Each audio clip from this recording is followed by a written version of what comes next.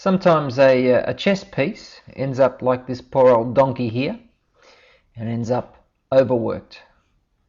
Let me explain.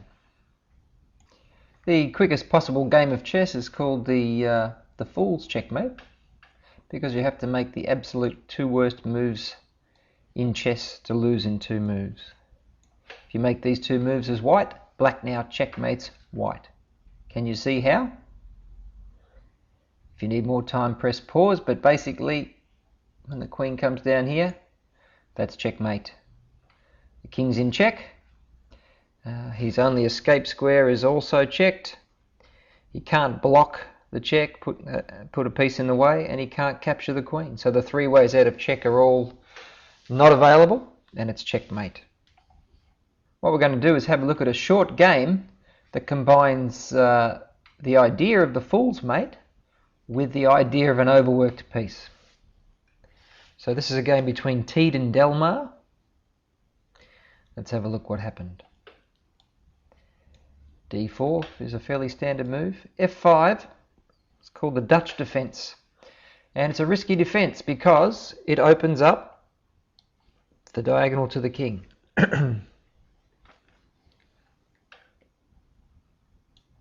White played bishop to G5, putting a pin on the pawn at E7.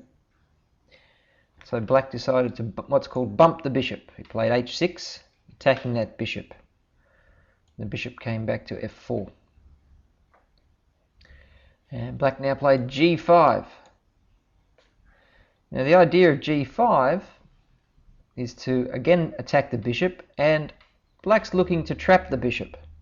And normally, if this king was safe, he'd be in a good position to trap the bishop after this move, bishop G3. So black thought he was winning here because he was going to do something called the Noah's Ark trap. The Noah's Ark trap is when you trap the bishop with your pawns. So by playing F4 here, the bishop is trapped in by his own pawns and your pawns and can't escape, known as the Noah's Ark trap. And it's a great trap, but the most important thing in any game of chess is to keep your king safe. And white saw here that because this diagonal to the king was open, that he could use the idea that we saw in the fool's mate, that is to attack along this diagonal here, which is known as the deadly diagonal. And white can now play a move that threatens checkmate. Can you see a move that threatens checkmate? In other words, a move that if black doesn't respond the right way, white's following move will be a checkmate. Have a look around the board and see if you can spot that move. If you need more time, press pause. E3 is the move. Now white is threatening to play the queen up and give a version of the fool's checkmate. Another way that white could have threatened a checkmate is to play the queen up to D3.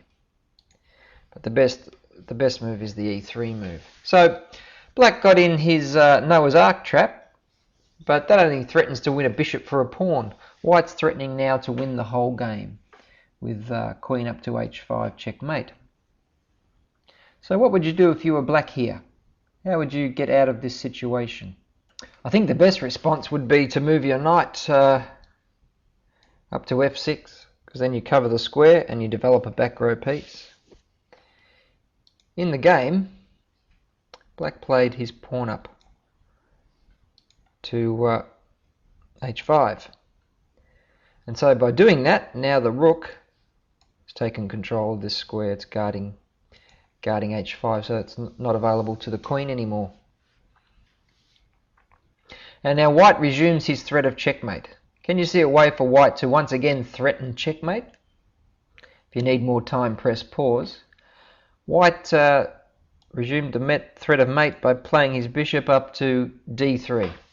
And now, of course, he's threatening to play the bishop to this square, which would also be checkmate. Black's solution to this move was to move his rook up to H6. Now the rook guards both checkmate threats. But this rook is overworked, just like the donkey in the picture at the beginning of the lesson.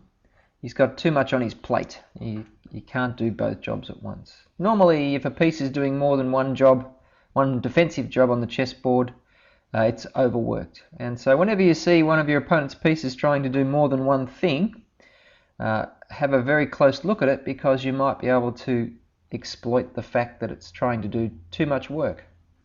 And white did exactly that with a nice checkmate in 2. Can you see how white can checkmate in 2 moves from here? Now the way you find or solve checkmate puzzles is you look at every possible check and capture and see if it leads to something. Should be reasonably easy for you to see this, because I've pointed out that the rook is overworked. White played queen takes pawn check. The king has no escape square and there's no piece that can block, so the only way out of this check is to capture with the rook. But once the rook captures, he no longer has any control over this square. The bishop comes up and gives checkmate. So this combination was using the idea of an overworked piece combined with the idea of the fool's mate, or the deadly diagonal. And usually strong chess moves combine one or two ideas or themes that you have learnt about. And so today's theme is the overworked piece. So the rook at h6 was overworked and white exploited that. So let's take a look at some overworked piece situations. Alright, now in this position it's white's turn to move, and he can gain material through the idea of an overworked piece. So have a look at the board and see if you can see which of black's pieces is overworked, and then see if you can find a way to gain material, to gain a piece or gain some points because of that overworked piece. If you need more time, press pause. The overworked piece is this rook. He's guarding the knight and he's guarding the other rook. And so the way to gain an advantage is to play rook takes rook. Rook has to take, and when he takes, he moves away from protecting the knight. Your rook takes the knight, and you've gained a knight.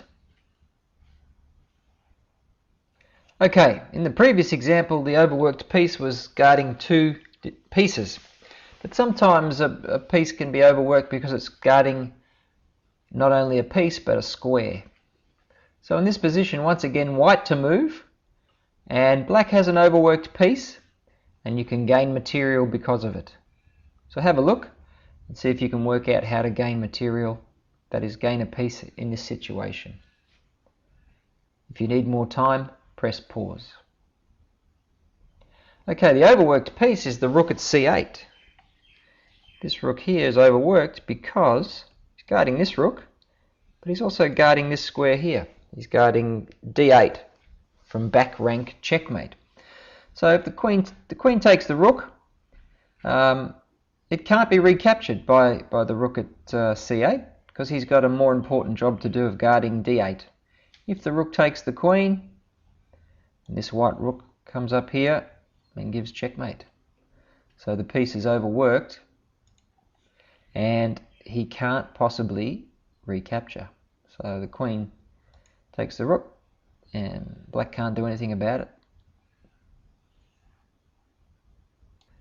Alright, it's white to move and win material because of an overworked piece. Have a look around and see if you can identify which of black's pieces is overworked and what move you would play. And if you need more time, press pause. The overworked piece is the king. He's guarding this bishop and he's guarding this bishop. Correct move is to play knight takes bishop.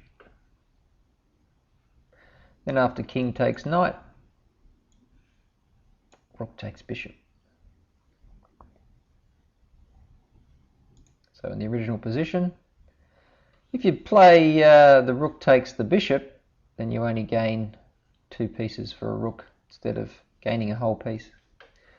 So it's important to get your moves or play your moves in the correct order. So knight takes, king has to take, which means he no longer guards this bishop here. Crunch. Okay, have a look at this position here, white to play, and where's the overworked piece this time? If you need more time, press pause. In this position here, the overworked piece is this pawn. He's guarding this pawn and the knight. Rook takes knight isn't much good to you, because rook's worth more than a knight.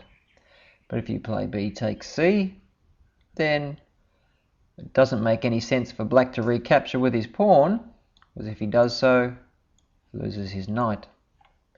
So after b takes c, black has lost a pawn. And white's gained an advantage from that. So in your games, try to avoid giving your pieces too many jobs.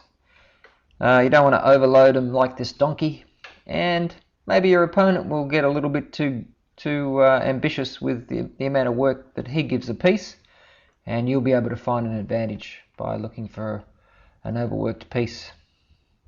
So good luck using the overworked piece tactic in your games.